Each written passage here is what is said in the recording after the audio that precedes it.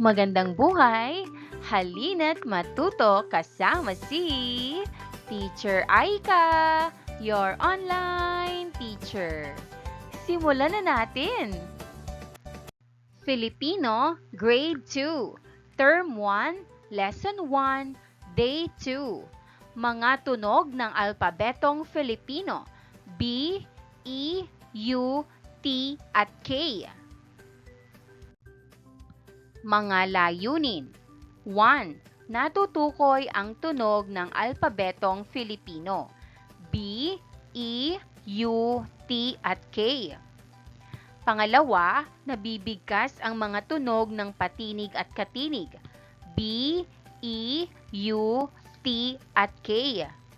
Pangatlo, natutukoy ang mga salitang magkakatugma, 1 hanggang 2 pantig. Pang-apat, natutukoy ang mga tunog ng patinig at katinig na bumubuo sa salita. Pang-5, natutukoy ang mga salitang madalas gamitin o high-frequency words. At panghuli, nagagamit ang mga salita na high-frequency tungkol sa sarili at pamilya. Bago natin simulan ang ating aralin, tayo ay umawit. Magandang araw mga bata! Bago tayo magsimula sa ating aralin, nais ko munang malaman kung kumusta kayo ngayon. Gamit ang emoji, ipakita ninyo ang inyong nararamdaman ngayon. Masaya, ayos lang, malungkot, naiinis o may dinaramdam, inaantok. Ibahagi ito sa klase. Sa araw na ito, pag-aaralan natin ang mga tunog ng mga letrang B, E, U, T, at K. Ano ito? Nais ba ninyo na magkaroon nito? Sino sa inyo ang nakatatanggap na ng ganito? Bakit nais ninyong magkaroon nito? Ibahagi ang inyong sagot sa klase.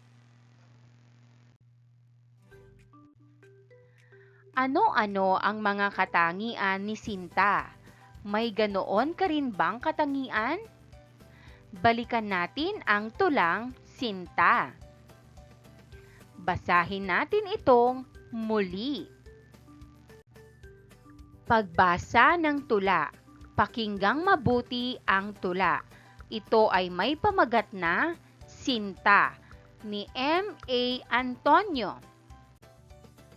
Sinta ang pangalan niya, isang batang tunay na masipag at talagang magalang pa.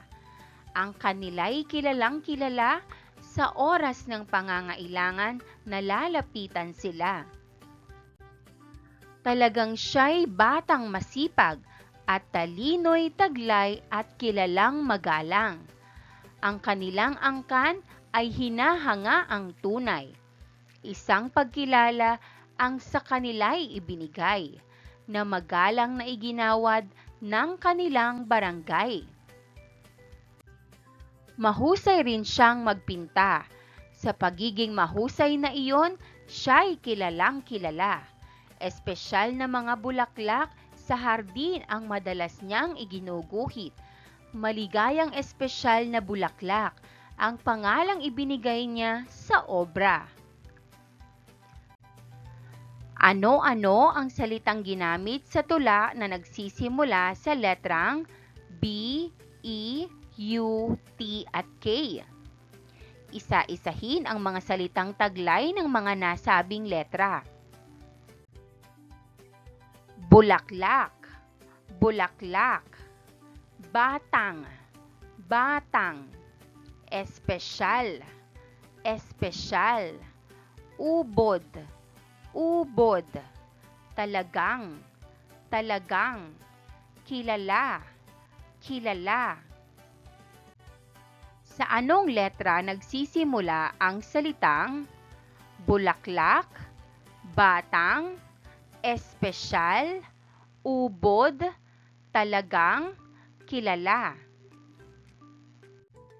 Nagsisimula sa patinig. Espesyal, I. Ubod, U. Dalawang salita. Nagsisimula sa katinig. Bulaklak, B. Batang, B. Talagang, T. Kilala, K. Apat na salita. Ilang ulit binanggit sa tula ang mga sumusunod na salita? Bulaklak, 2 ulit. Espesyal, 2 ulit. Ubod, 2 ulit. Talagang, 2 ulit. Kilala, 2 ulit. Bigkasin ang bawat salita. Bigyang diin ang pagbigkas sa bawat tunog ng bawat letra, pantig at bawat salita. Bulaklak, bulaklak. B, U, L, A, K, L, A, K. Bulaklak. Espesyal, espesyal. E, S, P, E, S, Y, A, L. Espesyal. Ubod, ubod. U, B, O, D. Ubod. Talagang, talagang. T, A, L, A, G, A, N, G. Talagang. Kilala, kilala. K, I, L, A, L, A. Kilala. Piliin sa hanay B ang salitang katugma ng mga salita sa hanay A. 1. Bulaklak. Sagot, C. Bulak. 2. Ubod. Sagot, lugod. 3. Espesyal. Sagot, A. Pandesal. 4. Kilala. Sagot, B. Pamilya. Bakit sinasabing magkatugma ang mga salita? Magbigay ng mga salitang magkatugma na maaaring ginagamit ninyo sa inyong tahanan o naririnig ninyo sa inyong pamilya. Halimbawa, damit, gamit. Gawain 1, sabihin kung ano ang tinutukoy sa bawat bilang. 1. Tunog, B, na nangangahulugang tumayo mula sa pagkakahiga. Sagot, bangon, bangon. 2. Tunog E na tumutukoy sa umiikot na bahagi ng bentilador. Sagot, elisi, elisi. 3. Tunog U na nangangahulugang wala na, tulad sa pagkain. Sagot, ubos, ubos. 4. Tunog T na nangangahulugang hindi basa. Sagot, tuyo, tuyo. 5. Tunog K na nangangahulugang kinakain kasama ang ulam. Sagot, kanin, kanin. Gawain bilang 2, isulat sa sagutang papel ang M kung ang mga salita sa bawat bilang ay magkatugma at H naman kung hindi magkatugma. 1. Bola, lola.